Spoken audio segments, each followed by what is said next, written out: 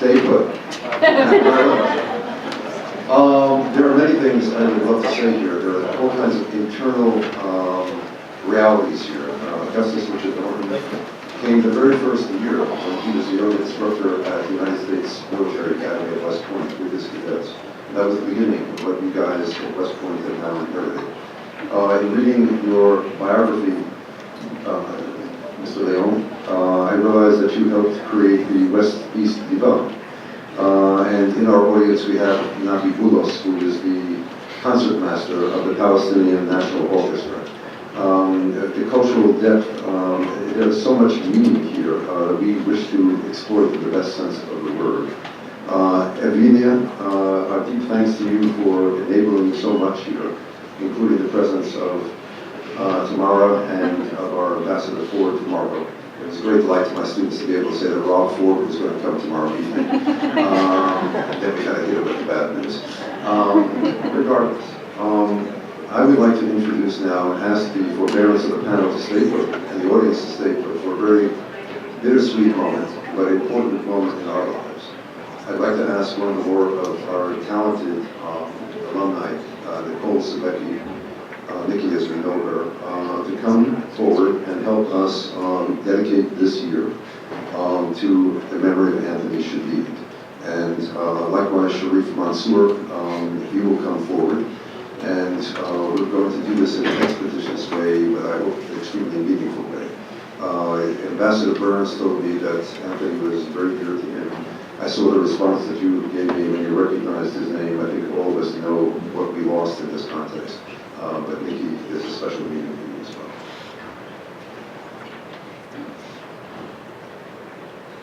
Thank you very much. I'm thrilled to be here. My name is Nichole Sobecki. I'm a photographer, videographer, and writer based in Nairobi. And I'm just going to begin, tell you a little bit about myself and show you some work that I did in Libya.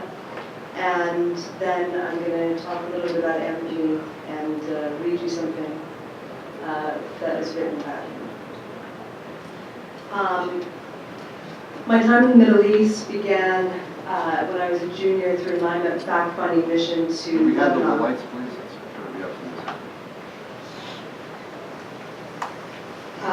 With some encouragement from Gary here. I stayed on for a semester and worked at the English language newspaper, the Daily Star. I was pretty untested. Never written an article or published a photograph before, but it gave me an opportunity to do so and to cover my first very minor conflict.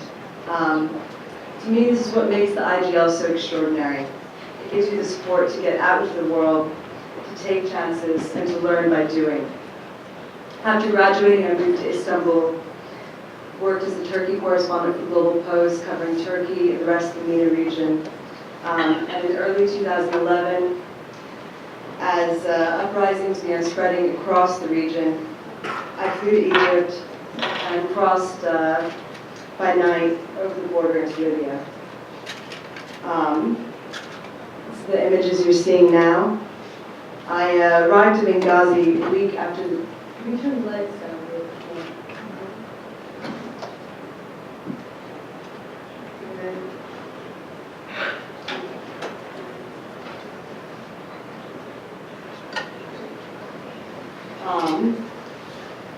I arrived in Benghazi a week after the demonstrations had begun and found it in a state of animation. People were eager to show off how they had ousted Gaddafi's forces. Families toured the wreckage of the Katiba barracks and demonstrations filled the streets. For the next month, I followed a group known as the Rebels. They were a ragtag assortment of students, shopkeepers, and merchants who had rushed in to help the revolution. They came from different tribes, different regions, and different social classes. Some were experienced soldiers, but most were not. I'd covered conflict before, but this was the first time I saw a war erupt in front of me, or experienced the momentum of a nation in revolt. In places like Afghanistan, a media-savvy military imposed rules and boundaries to your coverage. But here, we determined how far we went and when we pulled back. It felt totally anarchic. Sitting there along the highway in the middle of the desert, no covers, our positions were alternately pummeled with mortars and artillery, and government jets flew overhead. The dead and injured were carried off in ambulances driven by volunteers. Optimism gave way to a bitter reality, and the rebels began to ask when, if, and not when Gaddafi was going to fall. The fighting took a toll not only on its combatants but on civilians, large numbers of whom were killed or forced to flee, and on my friends and colleagues covering the story. This isn't a job that you learn in the classroom. You need to be out there. Mostly, you learn from your colleagues by watching those with more experience than you, and trying not to make too many mistakes along the way. I was privileged to be in Libya with Anthony Shadid, a New York Times correspondent who I'd met years earlier in Beirut, and the kind of reporter that comes along only a few times in a generation. My husband, Tyler Hicks, a New York Times photographer, was captured in Libya with Anthony and 2 other colleagues. And a year later, Tyler and Anthony were together once again on Anthony's last assignment in Syria when he tragically passed away. Tyler wanted to be here today to speak about his friend and colleague, but unfortunately he wasn't able to make it. Instead, he asked me to read this.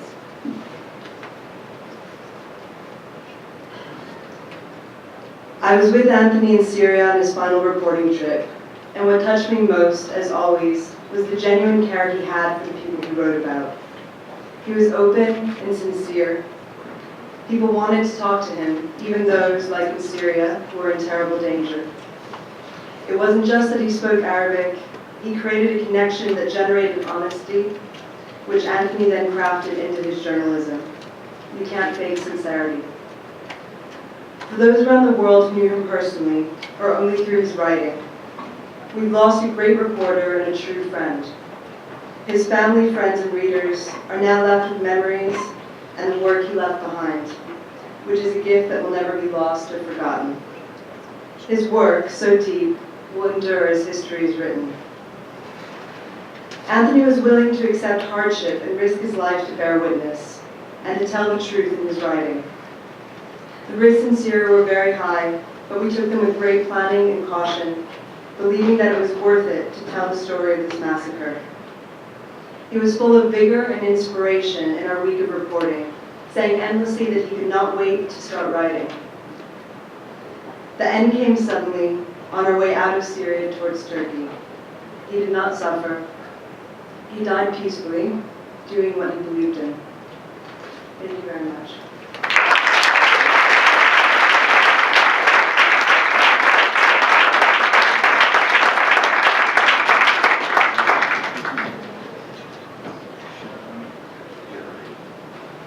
Good evening. Now I need someone to come and help me with this. With another slide, I think. Jesse? Ted, I'm going to stop you dead in your tracks. Just to tell you that you received a message that we are proud to be welcome to raise our hand close to the Start with Joe. Jeremy, you have to speak up. I'm just saying to you, Ted, deep appreciation and deep thanks. It's easy to hear because of you. So much is going on because of your generosity. Thank you. Thanks to everybody.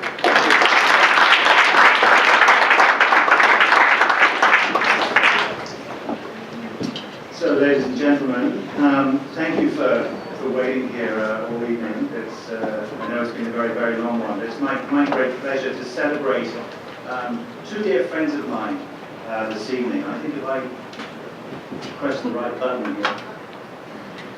This is a photograph of Alexandra Boulard. Alexandra was a great friend of mine. She founded the 7th Photo Agency with me. And she passed away in her sleep in 2007, aged 45.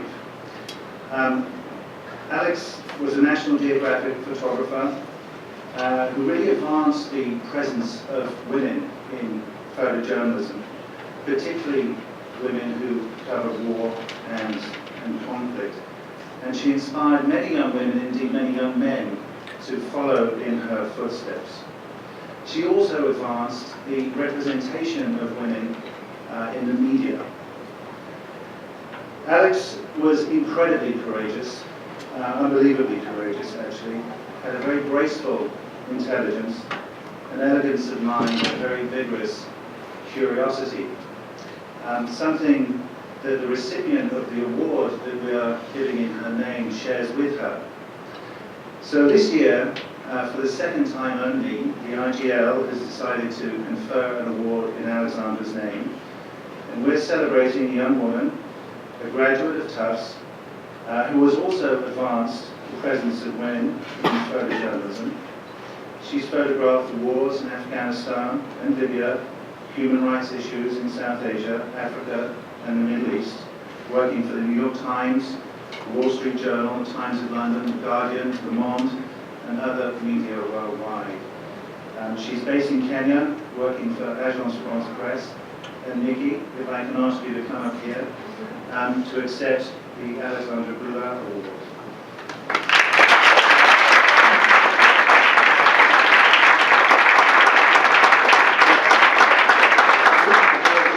This is a significant IOU that I have signed, but actually you're going to have to go to Sherman to collect it. And these people are my witness. And we'll print a lovely version of this for you. Thank you.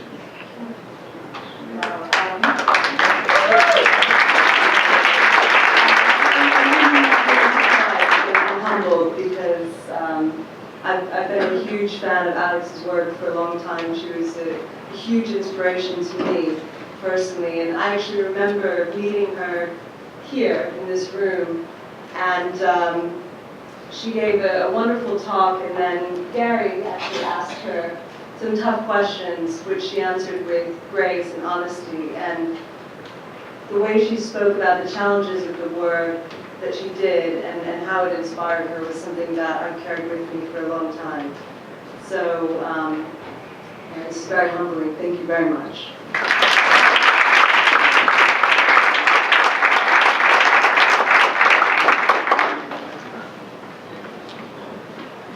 The reason I was laughing about this earlier, I said bittersweet, because a wonderful Sarah Harkin named the precursor program, which still exists, the Exposure Program, as you named it for our photojournalist and documentary human rights project. And Gary just returned from being the chair of the World Press competition, is the director of our program on narrative documentary practice. And twice Amnesty International's photographer of the year, and we are trying to integrate with many things here. So thank you tremendously for your patience, for the way in which we try to care about the world, to care about our students, and why Carnegie, I think is intrigued and interested in what we do. And now, it'll take just a few more minutes, comes a really significant moment as well for us. Sherif Mansour, Sherif, come here, sir. Is it an American Egyptian gentleman who graduated from Fletcher, had the good fortune to marry Jagar, who began our Iran Dialogue Initiative. I think you're doing your PhD in cultural anthropology at the University of Pennsylvania. And the GAR began our new initiative for Middle East peace, celebrating its 10th anniversary. And in your 36-page, I love that double chi brochure, you see what had been written by Rachel Brandenburg, who is also here, also a member of the State Department, on the history of MIMAP. So there's a lot of weaves that make a great deal of sense here, to us at least. I'm hoping that more and more of the audience that I can reveal with you realize the richness and the texture of our students, and we're trying to integrate them into your experiential realities and to try to create ways in which we can really bond with them. Anthony, Mark Rosenblum wrote a book, Who's the Earthquakes? It begins with the Knickerbocker quote, when people are running one way when everyone else is running the other way. These are the war correspondents. Excuse me? The madmen, exactly, the real madmen. Sherif is sane. But Sherif went back to Egypt when everyone else was fleeing to stand trial with his staff. These were people who were being accused by the Egyptian military government of inciting violence, of transcending sovereignty, because Sherif was the head for almost a decade, I think, with Freedom House's initiatives in North Africa and in the context of training democracy advocacy. Apparently a very pernicious thing to do.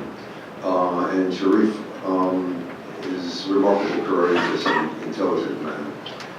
He is now the director of Middle East and North African Affairs for the Committee to Protect Journalists.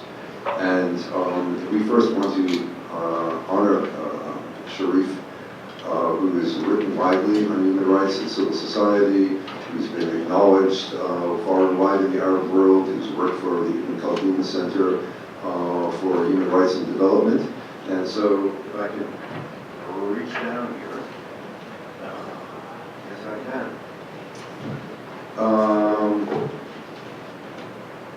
This is your Alumni Recognition Award from our university, from the Institute, and it reads, to Sherif Mansour, recognition of your distinctive integrity and valorous efforts to promote, strengthen, and protect democracy, civil society, and human rights in the MENA region. February 2014, on the occasion of EPIIC's 2014 International Symposium, The Future of the Middle East and North Africa. So, Sherif.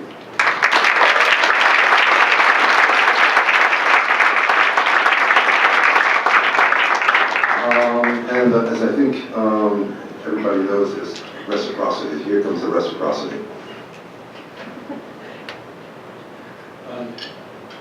Thank you, Sherman, and thank you, all of you, for staying that long. I'm here on behalf of the Committee to Protect Journalists, and we have an announcement. Sherman and I have been working and figuring out a way how to commemorate and remember Anthony Sharif, and one of the things that we thought of is to keep telling the story that he would have wanted to be told about the Middle East. If you have the program, there is a cover page from the back. You'll see some of the things that he have done, including telling the stories of the Arab Spring. And we think that press freedom is in the heart of the Arab Spring.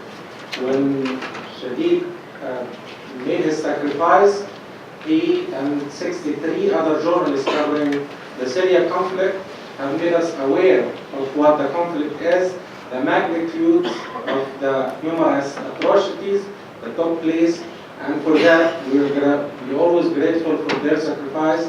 We will have an internship started this year under Anthony Shadid's name. There's going to be a collaboration between CPJ and IGL, and we will have an assigned person advocating and documenting press freedom in the region, working with CPJ and IGL.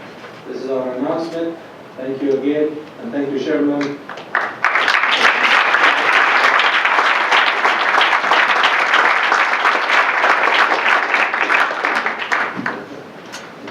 So this is an application process, and we're making you well aware of how this is going to happen. Nikki, Sherif, and all the legions of our alumni, they're all throughout here. I could not mention Matan earlier when Ambassador Burns was here, but Matan certainly works closely with him. There are so many people here. Our alumni are back. There's something called Voices from the Field in the middle of this large program, which will give you a sense of the people who have come back. They range from people who were in charge of teaching the students at West Point in counterterrorism, a military captain who is now on the Council on Foreign Relations in the civil military program, just many remarkable people. So I'm very, very proud of our alumni and what we're trying to nurture here. We have two last significant awards, and then we're going to release you. Can you handle this, guys? I guess this is okay? It is. Okay. The first goes out to Scholars at Risk. Denise, are you here? You're Denise? Yeah. Welcome to us.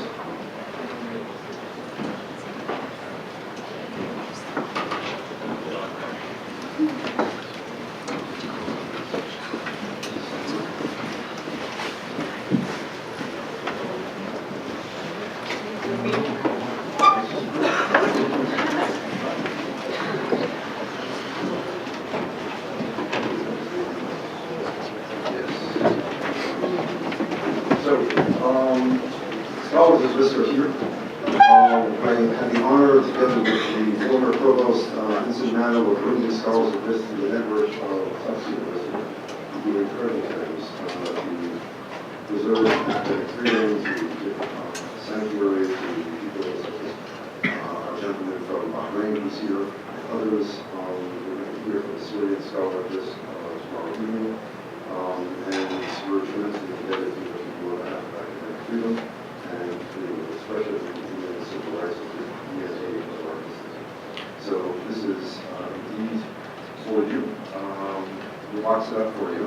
But this is a citation which reads as follows: "For your extraordinary embrace of intellectuals fleeing persecution and violence, and for your rigorous defense of the principles of unencumbered inquiry and academic freedom."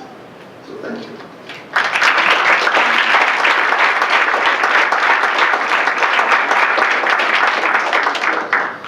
So we'll find out for you, and we're just going to maintain this relationship. Next here is Russia. You can help us in that regard. And since there might be some Ukrainians that are in need, sadly, we're going to be working with you for a long time. Thank you. Thank you very much.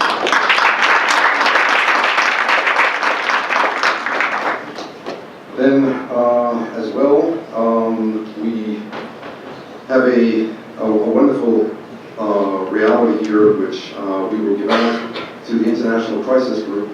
This will be given at a different time in this context because they have brought us remarkable expertise, and the hybridity of their concern between inquiry and the passion of scholarship and advocacy is tremendously noteworthy for us. So this will happen at another point.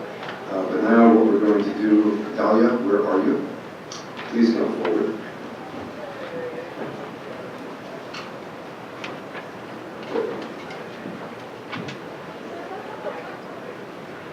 Dalia, will you tell us your story? Who are you? It's a good one. Okay, I know you're already tired, so I'll try to make the long story short. I'm the Executive Director of Ibn Khaldun Center for Development Studies, but I'm also a GMABer, which a program, a master's program of Fletcher School, which is actually the thing I'm most proud of. I think simply belonging to this school is a big honor that everyone should celebrate every day. I am a human rights activist and women rights activist since a long time ago. I started my struggle with, or my fight for human rights and women's rights since I was 8 years old, fighting inside my family against FGM. Then this FGM is female genital mutilation. This afterwards was developed into fighting into the community in general against suppression of women and preventing them from reaching their goals and their dreams. Afterwards, I became a human rights activist and I became active in civil society. In preparation for the January 25th revolution in 2011, I translated a comic book that was used by Martin Luther King in the 1950s to promote for his campaign for Afro-Americans to have equal civil rights. And later on, this book was given credit for inspiring young people in my region for adopting nonviolent action and strategies in making the revolutions. Well, that's it.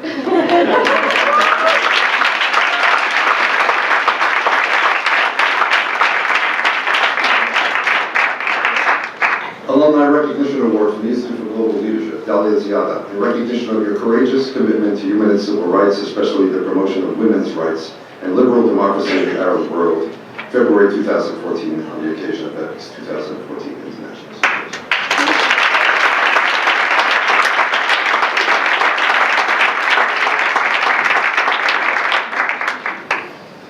And there's one last 5-minute event, and then we're gone. Just vision. Aha, saw that.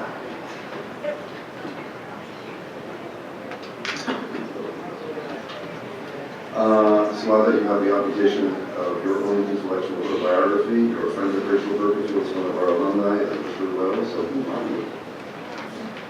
First of all, it's such an honor to be here. Good evening, and thanks for sticking around for so long. Dr. Teichman, thank you so much for having me. Mr. Teichman, thank you so much for having me.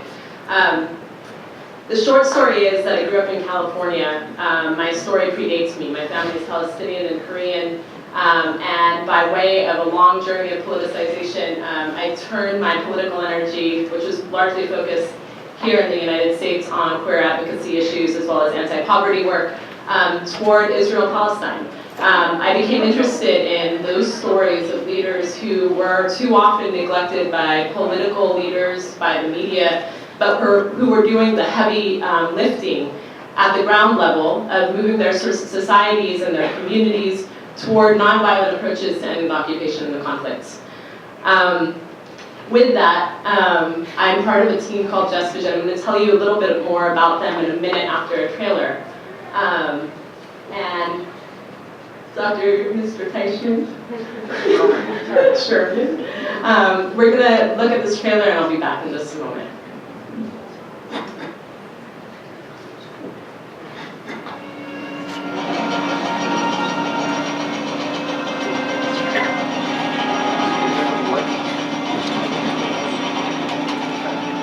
الجدار حسب ما جميع الإعلام كانوا ينافسوا بين فلسطين وإسرائيل. هون بدرس إنه هذا اكتشفنا إن الجدار لا سالب بالأراضي. The fence has, in fact, created a solution to terror.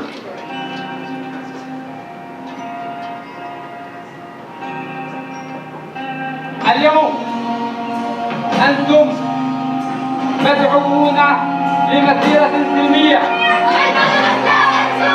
يتضامن معكم العشرات من إخوتكم الإسرائيليين.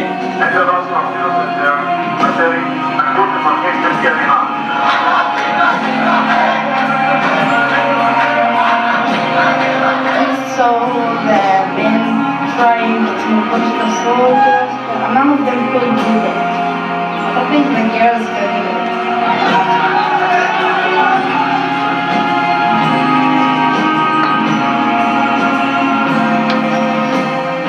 لازم بدك تنجح تقيم مخك التقليدي.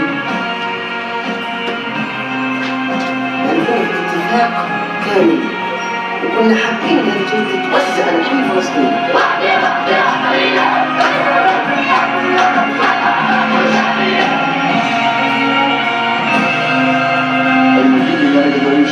הוזעקו שוטרי מג"ב שצברו ניסיון בפיזור הפגנות וברשותם כל האמצעים לכך.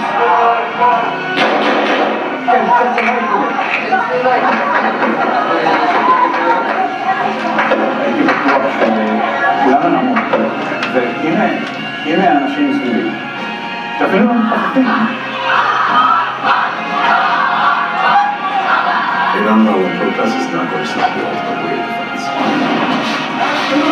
This is a peaceful march that is only to use violence.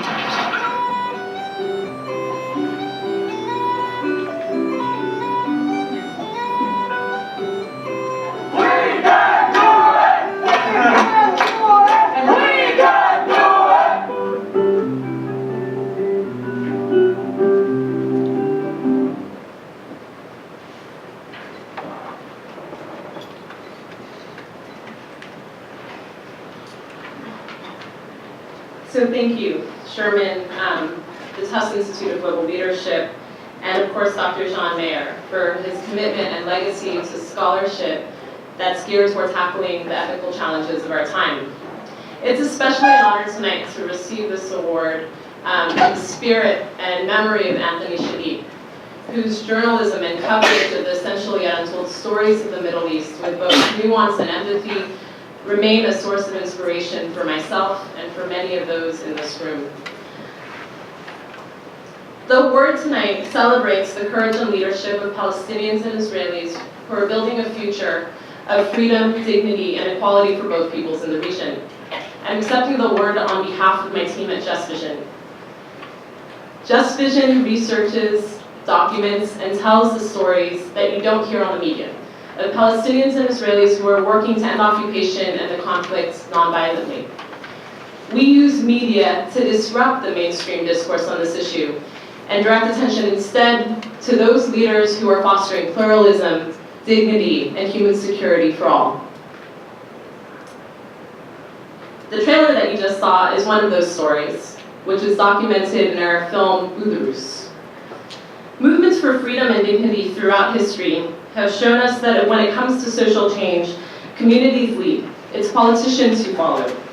At Just Vision, we believe that for any diplomatic agreement to gain legitimacy, it must have support from civil society leaders. And yet, too many of the courageous leaders involved in the region remain largely invisible. But visibility matters.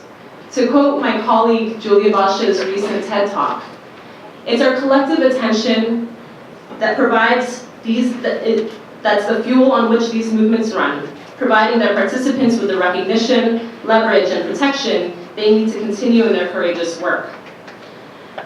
That's where academic communities like Tufts matter. It's been such a privilege to work with this community, and I look forward to working with you guys along the way. At its best, academia is a place where theory and ideas meet practice. Our academic institutions play a vital role in advancing courageous scholarship, and students have frequently catalyzed mass social movements across history. Together as students and educators, you have the power to amplify the efforts of Palestinians and Israelis pursuing freedom, dignity, and equality for all people in the region. And my team and I at Just Vision look forward to many more interactions with you, supporting you along the way. Thank you so much.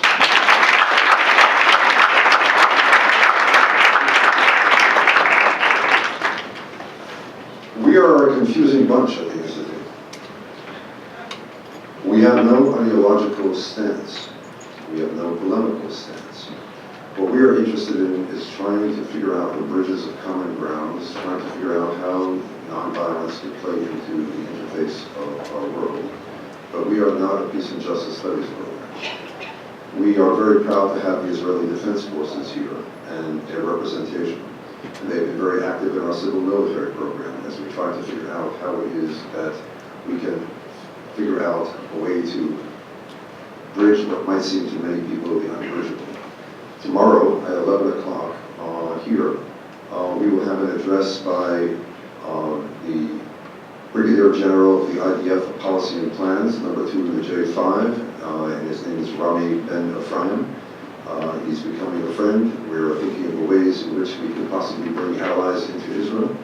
And what may seem contradictory to people is not contradictory to us, because we're very interested in how dynamics can change people's lives and policies. And I think, you know, Dr. when you spoke through the whole continuum of things that were possible in terms of coercive peace, negotiation, etc. Essentially, we believe in make peace with one's enemy. We do the uncomfortable, we're interested in the uncomfortable, we want to educate our students for ambiguity and complexity, and we hope that you share in all of this. I think it's time to say goodnight, and on behalf of my students and of the University and EPIIC, all our panelists, thank you for your patience and forbearance.